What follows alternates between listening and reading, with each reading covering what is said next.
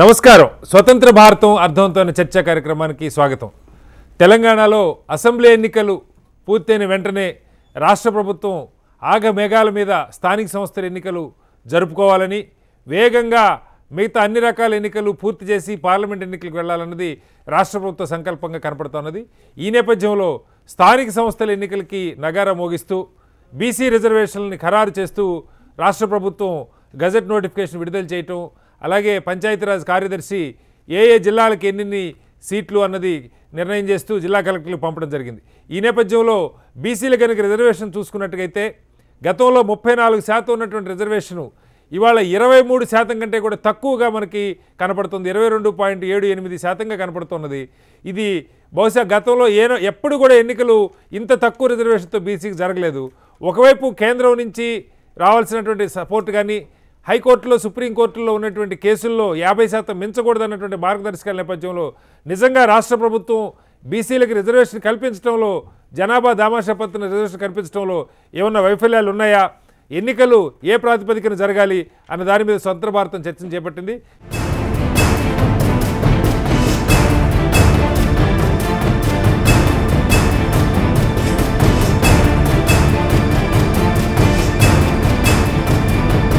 చర్చలో మనతో పాటు శ్రీ వివి రావు గారు ఎన్నికల సంఘం ఎన్నికల వాచ్ కన్వీనర్ ఉన్నారు.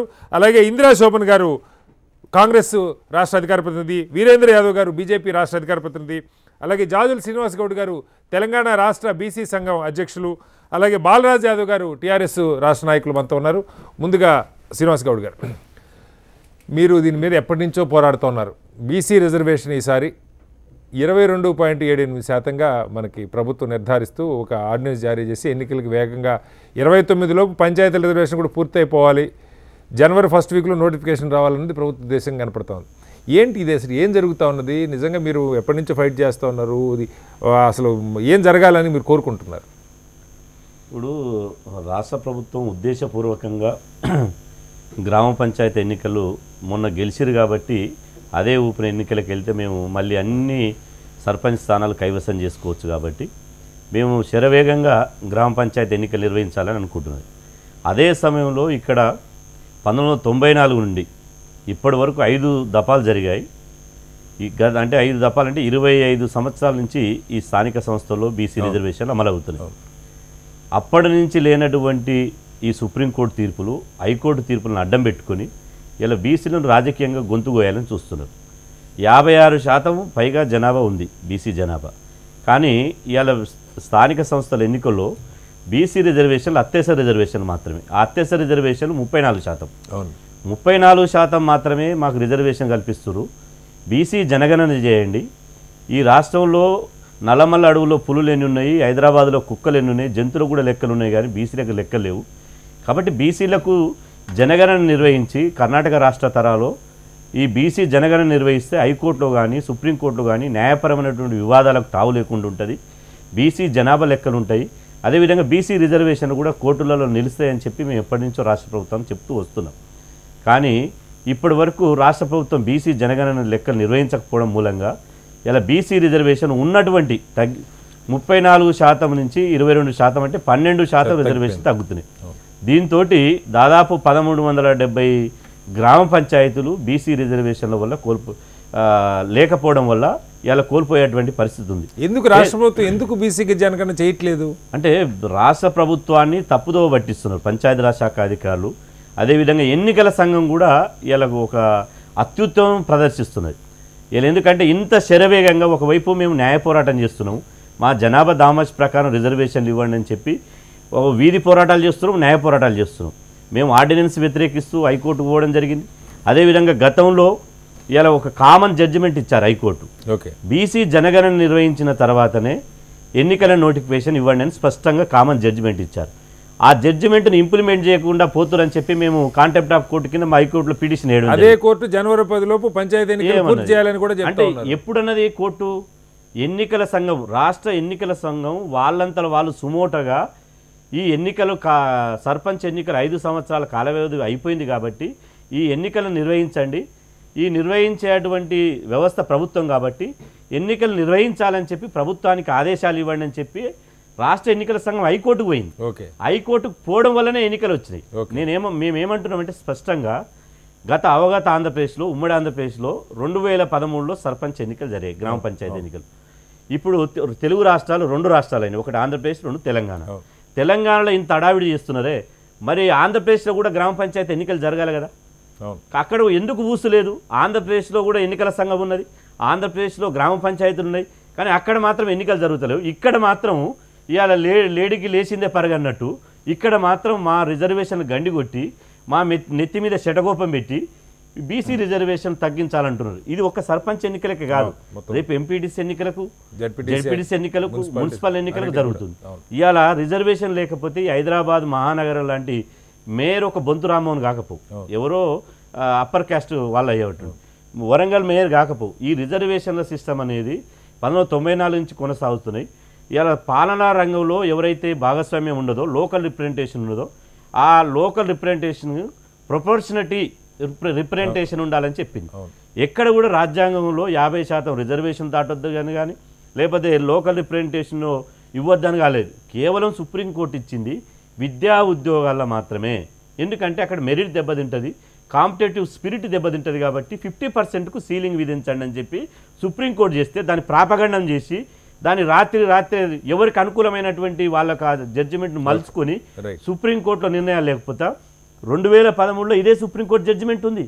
జడ్జిమెంట్ ఉన్నా కూడా 34% రిజర్వేషన్ అయినాయి. ఆ రోజు ముఖ్యమంత్రి కిరణ్ కుమార్ రెడ్డి, పంచాయతీరాజ్ శాఖ మంత్రి జానారెడ్డి గారు ఉన్నప్పుడు మేము చెప్పాం, మీరు ఖచ్చితంగా మీ వాదన వినిపించండి. మా సుప్రీంకోర్టు కూడా ఒక తీర్పు చెప్పింది, మీ లోకల్ పరిస్థితిని బట్టి, సామాజిక సమీకరణలు బట్టి, సామాజిక స్థితిగతులను బట్టి మీకు ఒకవేళ జనాభా లెక్కలు ఉంటే దాన్ని సైంటిఫిక్ జనాభా మీకు మాకు అథెంటిక్గా చూపిస్తే అప్పుడు మేము ఒప్పుకుంటాం అన్నది. ఆ ప్రక్రియ ప్రభుత్వాలు చేయడం లేదు, జరగట్లేదు. ఆ ప్రక్రియ చేయకపోవడం వల్ల ఇలా బీసీ రిజర్వేషన్లు గండి కొడుతూ ఇలా రిజర్వేషన్లకు ఎన్నికలు వెళ్తున్నాయి. ఇలా తెలంగాణ రాష్ట్ర ప్రభుత్వం అధికారంలో రాకముందు గొల్లకుర్మ ఆశీర్వాద సభలు, గౌళ్ళ ఆశీర్వాద సభలు పెట్టి రాజకీయంలో ఆశీర్వాద సభలు ఇచ్చిన వాళ్ళని ఎత్తినే షటగోపం. ఇందిర గారు, కాంగ్రెస్ పార్టీ నుంచి కూడా దాసోజు శ్రవణ్ గారు వాళ్ళు దీని మీద న్యాయ పోరాటం చేస్తూ ఉన్నారు. అంటే ఏంటి, రాష్ట్ర ప్రభుత్వానికి ఎన్నికలు జరపాలన్న సంగతి ముందు నుంచి తెలుసు. పంచాయతీ ఎన్నికలకి 2013లో జరిగినాయి, 18కి టర్మ్ అయిపోతుంది. అసలు ఎన్నికల సంఘము కోర్టు వేలెత్తి చూపేదాకా కాకుండా బీసీ జనగణన చెయ్యాలి, బీసీ రిజర్వేషన్కి, ఎస్సీ రిజర్వేషన్కి, ఎస్టీ రిజర్వేషన్కి వాటి సెన్సస్ అవసరము, వాళ్ళకేమో జనాభా దామాషా పద్ధతిలో ఇవ్వాలి, వీటికి 34% గతంలో ఉన్నది. ఆ మేరకు ఎందుకు ఆ ప్రాసెస్ని ప్రభుత్వం చేయలేదు? ఎందుకు ఆగమేఘాల మీద ఎన్నికలకు వెళ్తా ఉంది? ఎలా చూస్తున్నారు? యాక్చువల్గా జూలై 30వ తారీఖుని ఎలక్షన్స్ అయిపోవాల్సినటువంటి పర్వం, ఎందుకంటే సర్పంచ్లది ఆ రోజుకి ఎండ్ అవుతుంది. అప్పుడు చేయాల్సిన విషయంలో అప్పుడు వాళ్ళకు ఉన్నటువంటి సమస్య ఏంటంటే లోకల్గా ఉన్నటువంటి గ్రూప్ తగాదాల వల్ల ఇప్పుడు ఎలక్షన్లకు వెళ్ళినట్లయితే ఇబ్బంది అవుతుందన్న ఉద్దేశంతో దానిపైన ఎలాంటి చర్యలు ముందుగా వెళ్ళాల్సిన, అధికారికంగా చేయాల్సినటువంటి ఎలాంటి ప్రక్రియ వాళ్ళు చేపట్టలేదు.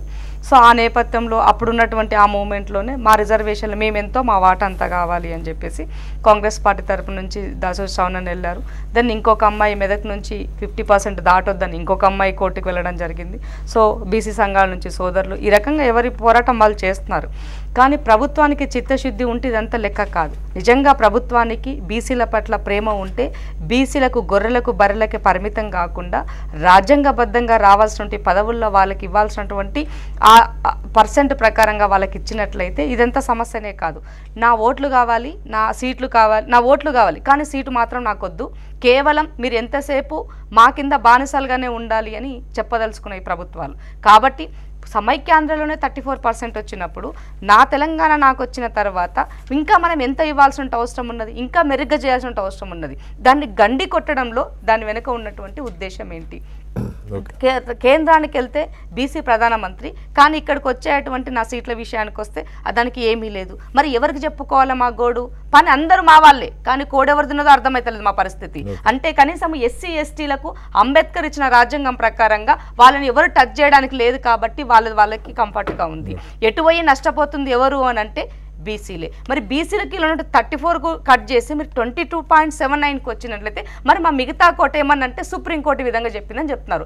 కేసీఆర్ స్ట్రైట్ ఒక మాట అడగదలుచుకున్నాను నేను.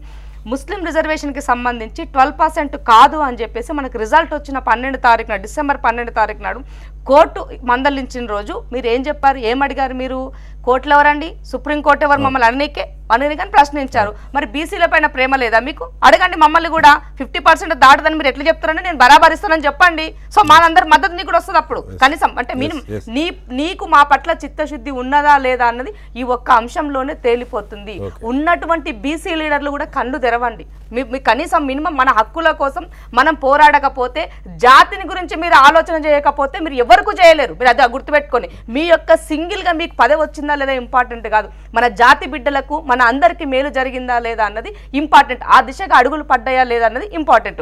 సో ఇక్కడ ఈ కోటా నాది తగ్గింది చేయలేదని మీరు అనుకుంటే నా కోటాని జనరల్ స్థానాల్లో పెంచండి. అట్లీస్ట్ నా జనరల్ స్థానాల్లో నా కోటాని పెంచి మీకు ఇంత ఇష్టం. అది చట్టబద్ధత కాదు. ఏ పార్టీ కాపాడు అదే చెప్తున్నా. సో అక్కడ మళ్ళీ అన్యాయమే జరుగుతుంది. కాబట్టి మేమేం కోరుతున్నాం, ఇలా చట్టబద్ధంగా న్యాయబద్ధంగా నాకు ఏదైతే రావాలో దాని ప్రకారంగా చెయ్యండి. ఆ రోజు సవరణ కోర్టుకు వెళ్తే కోర్టు ఏం చెప్పింది, బీసీపీ జనాభా అంటే దామాషా ప్రకారంగా లేదు అంటే సమగ్ర కుటుంబ సర్వే ఏ రకంగా చేశారో బీసీల జనగణన చెయ్యండి, ఇల్లులు తిరగండి. ఆ రోజు ఒక్క రోజులో చేశారు కదా, దీనికోసం ఇవాళ వాళ్ళ యొక్క ప్రభుత్వం యొక్క పరిస్థితి ఏ విధంగా ఉందంటే ఎన్నికలు మొత్తం అంతా లోపభూయిష్టమే. చివరికి ఇప్పుడు ఉన్నటువంటి ఇన్ని రోజులు ఆగినారు, కొంపలే మునిగినాయి, ఇంకో 4 రోజులు ఆగండి, ఆగిన తర్వాత కంటిన్యూ చేయండి. మీ ఎమ్మెల్యే ఎట్లా మీ ప్రభుత్వం ఏర్పాటు అయింది, లోకల్ బాడీ ఎలక్షన్ పరిస్థితి ఏముందో మన అందరికి తెలుసు. కనీసం ఏ పార్టీకైనా కూడా మినిమం ఆ బీసీల యొక్క న్యాయం అన్న జరుగుతుంది కదా, ఆ దిశగా మీ అడుగులు ఎందుకు వేయట్లేదు? ఇక్కడ కూడా కక్షపూరితంగా ఇవాళ ఏమన్నా అంటే అధికార పార్టీకి చెందిన వాళ్ళు అందరూ యునానిమస్ గా సర్పంచులు కావాలని కోరుకుంటున్నారు. ఇది ప్రజాస్వామ్యంలో ఎక్కడైనా కరెక్టా అండి? ప్రతి దగ్గర కూడా 2 ఉంటాయి. అది ఉన్నప్పుడు మాత్రమే ప్రాపర్ గా పనిచేయగలుగుతారు. గతంలో పోయిన దఫాలో చూసుకున్నట్లయితే గ్రామ పంచాయతీకి సంబంధించిన నిధులు ఎంతవరకు ఇచ్చారు, నా ఊరు అసలు అంటే రిజర్వేషన్ ప్రాపర్ గా లేదు, వచ్చే నిధులు ప్రాపర్ గా లేదు, పాలన అంతా అస్తవ్యస్తంగా ఉండి మీరు ఎన్ని తప్పులు చేసినా కూడా ప్రజలు మీకు పట్టం కట్టారు. మీకు కట్టిన దాంట్లో ఎక్కువగా ఉన్నటువంటిది బీసీ బిడ్డలే. వాళ్ళని మీరు అర్థం చేసుకోకుండా మీ స్వార్థపూర్తి రాజకీయాలు చేసినట్లయితే దీన్ని తిరిగి మళ్ళీ వెనక్కి చంపడానికి కూడా ఏం వెనకాడరు బీసీలు. కాబట్టి నేనెంతనో నా సీట్లన్నీ కావాలని వాళ్ళని కోరుతున్నా. చట్టసభల్లో నేను కీరోల్లో ఉండాలని కోరుకుంటున్నా. అలా లేనట్లయితే ప్రతి బీసీ బిడ్డ తిరగబడుతుంది, ఎదురబడుతుంది, ఇర్రెస్పెక్టివ్ ఆల్ పార్టీస్, ఒక సింగిల్ పార్టీ అనేది కాదు. వీరేంద్ర గారు ఇంద్ర గారు చెప్తా ఉన్నారు, దేశ ప్రధాని బీసీ ఆన్ పేపర్, ఆయన రిజర్వేషన్లకు సంబంధించి గతంలో ముఖ్యమంత్రి గారు కూడా 2-3 సందర్భాల్లో చెప్పారు, ఇది కోర్టులు కొట్టేస్తూ ఉన్నాయి, సుప్రీం తమిళనాడు కూడా కోర్టులో నడుస్తూ ఉన్నాయి కాబట్టి ఆ రిజర్వేషన్ 50% కంటే కుదరట్లేదు, ఎక్సెప్ట్ మీరు షెడ్యూల్ 9లో పెడితే తప్పితే ఈ రిజర్వేషన్లకు రక్షణ లేదని ముఖ్యమంత్రి మాట్లాడుతున్నారు. ఏంటి అంటే కొన్ని రాష్ట్రాలు షెడ్యూల్ 9లో ఉన్నాయి, ఇప్పుడు ఆ తెలంగాణకు సంబంధించిన రిజర్వేషన్లు షెడ్యూల్ 9లో పెట్టడానికి మీకున్న అభ్యంతరం ఏంటి? ఇప్పుడు ఇక్కడ బీసీలకి నిలువున అన్యాయం, అంటే ఉన్న దానిలో సగం కూడా రానటువంటి పరిస్థితి. రిజర్వేషన్లు ఓపెన్ కేటగిరీలో ఇస్తారన్నది కళ్ళబొల్లి మాట. ఏ పార్టీ కూడా, అది ఒక పార్టీ టీఆర్ఎస్ అనే కాదు, మనం చూసాం మొన్న అసెంబ్లీ ఎన్నికల్లో ఎస్సీ ఎస్టీ రిజర్వేషన్ బయట ఎస్సీ ఎస్టీలకు ఎన్ని ఇచ్చారు? 1 ఇచ్చారు కాంగ్రెస్, ఇంకా బీజేపీ 1 ఉండేదని ఇస్తే ఇచ్చిండొచ్చు, టీఆర్ఎస్ 1-6 ఇస్తే 1-6 తప్పితే అది కూడా ఏదన్నా అక్కడ సమీకరణాల తేడా అయితే తప్పితే పెద్ద ఎత్తున ఇచ్చేటువంటి పరిస్థితి, పార్టీల దగ్గర భిక్షాటన చేయాల్సిన పరిస్థితి బీసీలకు లేదు. కానీ ఈ రకంగా దీన్ని కేంద్రం ఇన్నాళ్ళుగా ఆయన ఎప్పుడో ఒక లెటర్ పంపారు, మైనార్టీ రిజర్వేషన్లు లేదా ఎస్టీ రిజర్వేషన్లు పెంచాలని ఒక తీర్మానం చేసి పంపారు, దాని మీద చర్యలు లేవు. లేదు షెడ్యూల్ 9లో పెట్టమని ముఖ్యమంత్రి గారు అడుగుతూ ఉన్నారు, దాని మీద చర్యలు లేవు. ఏంటి మరి జాతీయ స్థాయిలో ప్రభుత్వం ఏం చేస్తున్నట్టు? చూడండి, బీసీలది సెన్సస్ 1931 నుంచి అంటే మొత్తం సెన్సస్ ప్రకారం 1931 నుంచి సెన్సస్ చేసుకొస్తున్నారు. టిల్ నౌ ఎక్కడ బీసీ సంఖ్య అనేది సెన్సస్ ఇవ్వలేదు. కానీ ఏంటంటే ఎటొచ్చి పాపులేషన్లో ఇవ్వడమే తప్ప ఎస్సీ ఎస్టీ అనేది క్లారిటీ ఉంది, కానీ బీసీలో ఎక్కడ క్లారిటీ లేదు. ఎన్నోసార్లు కూడా చెప్పడం జరిగింది. మళ్ళీ ఒకసారి ఇప్పుడు బీసీ సంఘాల నుంచి రిప్రజెంటేషన్ ఇవ్వడంతో, ఇంకోటి కేంద్ర ప్రభుత్వానికి ఇక్కడ నుంచి ఈ రాష్ట్రం నుంచి ఎక్కడ ఇన్ఫర్మేషన్ అప్డేట్ చేయట్లేదంటే కారణం ఏంటంటే వాళ్ళు లోపల ఇది చేయడమే. ఇంకొకటి ఆయన లెటర్ ఇచ్చారు కదా 9th షెడ్యూల్లో పెట్టండి అని చెప్పి పదే ముఖ్యమంత్రి మాట్లాడుతూ ఉన్నారు. మరి మీరు అప్పుడే ఆయన లెటర్ దాని మీద ఇచ్చారో లేదో నాకు తెలియదు, కానీ ఆయన బహిరంగంగా అయితే కేంద్రాన్ని డిమాండ్ చేస్తున్నారని చెప్తున్నారు చాలా సందర్భాలు. సబ్మిట్ అయితే చేయలేదండి, డాటా ఇవ్వలేదు. ఇప్పుడు ఈవెన్ మొన్న చేసిన దాన్ని సెన్సస్ ప్రకారం కూడా ఇచ్చి ఉంటేనా తెలుసు. అసలు డాటా అనేది సబ్మిట్ చేయలేదు, ఎంత మటుకి సెంట్రల్కి మేము ఇచ్చామనడం కానీ ఇన్ఫర్మేషన్ అయితే అప్డేట్ చేయలేదు. ఇంకొకటి, తెలంగాణ ప్రభుత్వం ఎప్పుడు ప్రజల్లో చేసినా కన్ఫ్యూజన్ అనేది పెడుతుంది. ఎప్పుడు ఏ నోటిఫికేషన్ ఇచ్చినా కోర్టు కచేరీలు లేనిది నోటిఫికేషన్ క్లారిటీ ఉండదు. ఎప్పుడు ప్రజలను కన్ఫ్యూజన్ పెట్టడంలో టీఆర్ఎస్ ప్రభుత్వం చాలా ఇది. ఆ కన్ఫ్యూజన్లో ప్రజలు ఆలోచించే లోపలనే ఏదో జిమికలు చేసి ఎలక్షన్స్ కండక్ట్ చేసుకోవటం. మొన్న జరిగిన అసెంబ్లీ ఎలక్షన్స్ చూసి అలాగుంది. ఇప్పుడు చూస్తే గ్రామ స్థాయిలో ఉన్న పంచాయతీరాజ్ కూడా అదే కన్ఫ్యూజన్లో ప్రజలను ఎటు ఆలోచన చేయకుండా ఒక ఏంటంటే ఒక మత్తులో పెట్టినట్టుగా ఈ విధంగా చేసుకోవచ్చు. హడావుడిగా ఏదైనా హడావుడిగా చేసేసి చేయకుండా పని కానిచ్చేద్దామనే ఈ టీఆర్ఎస్ ప్రభుత్వము. ఇంకొకటి, గ్రామ స్థాయిలో వారు ఆల్రెడీ ఒక పథకంతో ఈ మొన్న అసెంబ్లీ ఎలక్షన్స్లో ఏ విధంగా అయితే ఎప్పుడు జరిగిన విధానంగా ఆ విధంగా జరిగిన ఈ బీభత్సమైన ఎలక్షన్స్ దాన్ని ఇమ్మీడియట్గా అది కప్పుపుచ్చుకోవడానికే ఈ హడావుడి ఎలక్షన్స్ అని చెప్తున్నాను. ఇంకొకటి, బీసీ వర్గము ప్రైమ్ మినిస్టరు అని చెప్తున్నారు కరెక్టే, కానీ ఇక్కడి నుంచి ఇన్ఫర్మేషన్ ఇవ్వనంత వరకు. రైట్ అండి, మళ్ళీ వద్దాం.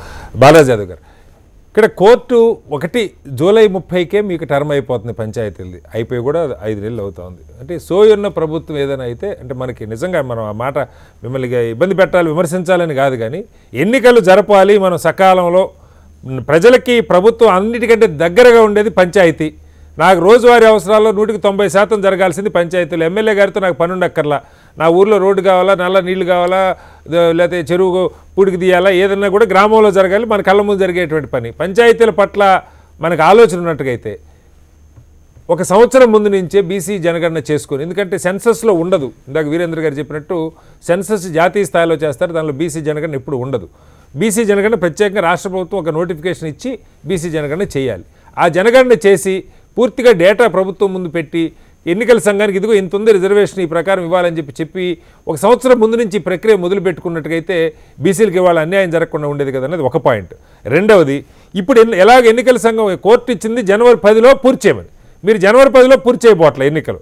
ఎందుకంటే మీరు జనవరి 1st వీక్లో నోటిఫికేషన్ రావాలని చూస్తున్నారు. ఆ మేరకు కోర్టులకు మీరు సంజాయిషి ఇచ్చుకుంటా ఉన్నారు.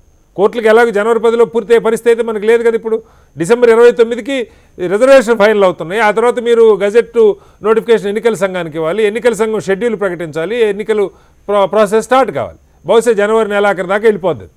ఎలాగో వాళ్ళు ఇచ్చిన గడువు మీరు దాటుతున్నారు, దానికి కోర్టుకు మీరు వివరణ ఇస్తున్నారు. ఆ వివరణ ఇచ్చేదేదో ఇక్కడ బీసీ సెన్సస్ పూర్తి కాలేదు, బీసీ జనగణన పూర్తి కాలేదు, కాబట్టి మేము దాన్ని ఆ జనగణన చేయడానికి కొంత టైం కావాలని చెప్పి 2 అక్షంతలు కోర్టు నుంచి పడ్డా సరే ఆ ప్రయత్నం చేసి రిజర్వేషన్లు పెంచుకొని తాత్కాలికంగా కోర్టు నుంచి ఉపశమనం తెచ్చుకొని ఇక్కడ ఇంత ఉంది. ఆయన చాలా సందర్భాల్లో చెప్పారు 80-90% ఇక్కడ ఈ అణగారిన వర్గాల్లో ఉన్నారు, బీసీలు 56 నుంచి 50%, 58% ఉన్నారని చెప్తా ఉన్నారు. ఇవేమీ చేయకుండా ఎన్నికలకు వెళ్ళటం నిజంగా బీసీలకు ఏమైనా న్యాయం జరిగే పరిస్థితి. ఇప్పుడు దీనిలో కూడా జరిగే పంచాయతీ ఏంటంటే అక్కడ ఆ ఎంపీడీఓలు ఎవరో డిసైడ్ చేస్తారు ఏ పంచాయతీ ఎవరికన్నది. మనకు అనుకూలం ఉన్నాయి కొన్ని రిజర్వేషన్లు వస్తాయి, కొన్ని అనుకూలం లేని రావు, రాజకీయాలని పనిచేస్తాయి. ఎలా చూస్తున్నారు మొత్తానికి మీరు చెప్పినటువంటి అంశాలన్నీ కూడా తెలంగాణ ప్రభుత్వం కానీ ముఖ్యమంత్రి కేసీఆర్ కానీ మొదటగా మా కాంగ్రెస్ ప్రతినిధి మాట్లాడినారు, అదేవిధంగా మా బీసీ సంఘం నాయకులు మాట్లాడారు, బీజేపీ వాళ్ళు మాట్లాడారు. తెలంగాణ ప్రాంతంలో బడుగు బలహీన వర్గాల పట్ల చిత్తశుద్ధి ఉన్నటువంటి ఏకైక నాయకుడు ఉమ్మడి రాష్ట్ర చరిత్రలో చూసినా ఎప్పుడు చూసినా కేసీఆర్ అని చెప్పవచ్చు. ఎందుకంటే దేశంలో ఎక్కడ కూడా మార్కెట్ కమిటీ రిజర్వేషన్ లేవు.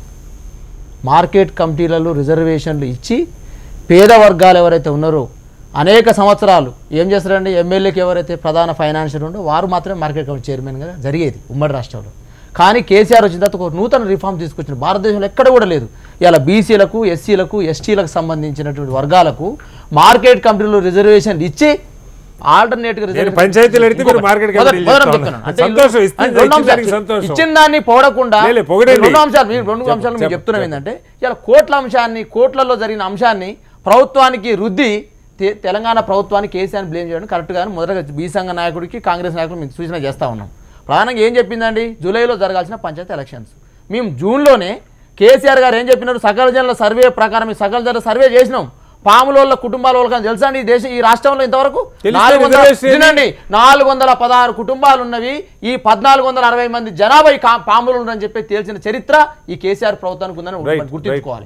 అంటే సకల జనుల సర్వే ప్రకారం బీసీలకు సంబంధించి అనగానే వర్గాల రాష్ట్రం ఇది. ఈ రాష్ట్ర జనాభా 85% కంటే ఎక్కువ బీసీలు ఎస్సీలు మీకు ఒక చిన్న ఎస్టీలు కాబట్టి ఇన్ఫర్మేషన్ సకల జిల్లా సర్వేలో చేసినటువంటి సమాచారం ఎన్నికల సంఘం పరిగణలోకి తీసుకోదు. నాకు తెలిసిన మేరకు దానికి సపరేట్ గా బీసీ జనాభా సపరేట్ గా క్యాలిక్యులేట్ చేయాలి, నోటిఫికేషన్ ఇచ్చి చేయాలి. దేశవ్యాప్తంగా లేదు ఉందా? ఏం దాని కొత్త తెలంగాణ రాష్ట్ర ప్రభుత్వం ఏ విధంగా తీసుకొస్తో మీరు కూడా చెప్పాలి, వీళ్ళు కూడా చెప్పాలి. మొదటి అంశం బీసీలకు దేశవ్యాప్తంగా జనాభా సెన్సెస్ ఏ రాష్ట్రానికి రాష్ట్ర ప్రభుత్వాలు చేస్తాయి. ఆ రకంగానే మేము సకల జిల్లా సర్వే చేసి మాకు సొంతంగా బీసీ కమిషన్ ఏర్పాటు చేసినాం. ఒక బిఎస్ రాములు గారిని ఏర్పాటు చేసి దానికి ఒక జూలీ గౌరశంకర్ గారు, అంజనేయుల గౌడ్ గారు, వంకలాభరణం గారిని ఏర్పాటు చేసి అసలు బీసీలు ఏం చేస్తూ ఉన్నారు, వాళ్ళ బాధలు ఏంది, కష్టాలు ఏంది, వాళ్ళకి ఆర్థిక పరిస్థితులు ఏంది, వృత్తుల్లో వాళ్ళకి నైపుణ్యత ఏంది, వాళ్ళు ఎట్లా పడుతున్న మీద దాని మీద పూర్తి అవగాహన చేసిన మొదటగా. రెండోది సకల జిల్లా సర్వే చేసిన ఎంత జనాభా ఉందని. అవన్నీ చేసిన తర్వాతనే జూన్ 2018లోనే కేసీఆర్ గారు ఏంటంటే ఏం చెప్పినారు, మీ ప్రభుత్వం ఏదో మోడీ గారు ఉన్నారో ఇవాళ తమిళనాడులో జరుగుతూ ఉంది, కర్ణాటకలో 71% ఇస్తూ ఉన్నారు, ఇవాళ తమిళనాడులో 69 ఇస్తూ ఉన్నారు. కాబట్టి ఫెడరల్ స్ఫూర్తికి భంగం కలుగుతుంది. కాబట్టి మా రాష్ట్రంలో 85% జనాభా అణగారిన వర్గాల ప్రజలు ఉన్నారు. కాబట్టి వీళ్ళు ఖచ్చితంగా రిజర్వేషన్లు ఇవ్వాలి అని చెప్పేసి ఇవాళ మేము కోర్టుకు పోయినాం. ఎక్కడ పోయినా ఏదైతే కేంద్ర ప్రభుత్వానికి మేము ఇచ్చిపోతే సుప్రీంకోర్టు ఏం చెప్పిందండి, మీరు ఇష్టం వచ్చినట్టు చేస్తుందో లేదు, 50% ఉండాలని సుప్రీంకోర్టు చెప్పింది. అదేవిధ క్రమంలో ఇలా ఎలక్షన్లు మేము నిర్వహిద్దామని మాకు లేదు. మేము ఏదైతే మేము ఇచ్చినామో ప్రకారమే 61% వచ్చిన తర్వాత ఇద్దామని మా ఆలోచన ఉంది. కానీ హైకోర్టు ఏం చెప్పింది, జనవరి 10 లోపల నిర్వహించాలని. జనవరి 10 నిర్వహిస్తున్నారా? హైకోర్టు నిర్వహించకపోతే కంటెంప్ట్ కోర్టు. నేను అంటుంది జనవరి బీసీ జనాభా సపరేట్ గా లెక్క వేయకుండా చేయడం కూడా కంటెంప్ట్ ఆఫ్ కోర్టు వాళ్ళు కేసు ఫైల్ చేస్తున్నారు. వాళ్ళ కోర్టు కాంగ్రెస్ వాళ్ళ చిత్తశుద్ధి ఉంటే, బీసీ సంఘం వాళ్ళకి చిత్తశుద్ధి ఉంటే ఇవాళ కొట్లాడదాం పండి సుప్రీంకోర్టు మీద. ఫెడరల్ స్ఫూర్తిని దెబ్బతీస్తున్న బీజేపీ మీద కొట్లాడదాం పట్టండి. ఎందుకు మేము తెలంగాణ రాష్ట్ర ప్రభుత్వం కేసీఆర్ గారు బీసీల పట్ల స్థితితో పంపిస్తే మీరు ఎందుకు తీర్మానం చేయట్లేరు, ఎందుకు మీరు అమెండ్మెంట్ తెస్తలేరు కొట్లాడదాం పండి. దానికి వీళ్ళు కొట్లాడరు, ఇక్కడ వీళ్ళు ఫైట్ చేయరు. ఇలా చేస్తున్న ప్రభుత్వం మీద వీళ్ళు దుమ్మెత్తిపోవడం ఎంతవరకు సమయం ఆలోచించుకోవాలి. మొదటగా ఇది కోర్టులకు సంబంధించిన అంశాన్ని రాష్ట్ర ప్రభుత్వానికి రుద్దొద్దు. మొదటి అంశం బీసీల పట్ల స్థితిశుద్ధి ఉన్నట్టయితే చేయాలండి. ఉమ్మడి రాష్ట్ర చరిత్రలో ఒక హైకోర్టు అడ్వకేట్ జనరల్ బీసీ అయిన సందర్భాలు లేవు. నిన్నగాక మనని అడ్వకేట్ జనరల్ బీసీ అని నియమించినాం. ఇక్కడ మార్కెట్ కమిటీ రిజర్వేషన్లు ఇప్పించుకున్నాం. ఇలా ఆర్థిక పరిపుష్టిని పెంపొందించడం కోసం 50,000 రూపాయల సంబంధించిన ఉచితంగా ఇస్తా ఉన్నాం. బీసీ సంబంధించినటువంటి యువతకు సంబంధించిన 3 అంశాలు. ఇలా ఈ వర్గాలు ఏదైతే దూరంగా ఉన్నాయో, పవర్ కోసం దూరంగా ఉన్న వర్గాల కోసం ఆర్థికంగా డెవలప్ చేయడం కోసం ఇలా బీసీ కులాల్లో ఉన్నటువంటి యాదవ, కుమ్మరి, కమ్మరి, గౌడ, చేనేత అన్ని వర్గాలను డెవలప్ చేయడం కోసం ఇలా బడ్జెట్లో చేనేత కార్మికులకు సంబంధించి సిరిసిల్ల కావద్దు, ఇది సిరిసిల్ల కావాలని చెప్పేసి ఇలా చేనేత కార్మికుల కోసం ఈ రాష్ట్ర ప్రభుత్వం 1200 కోట్లు బడ్జెట్ కేటాయించిన మాట వాస్తవం కాదా ఆలోచించాలి.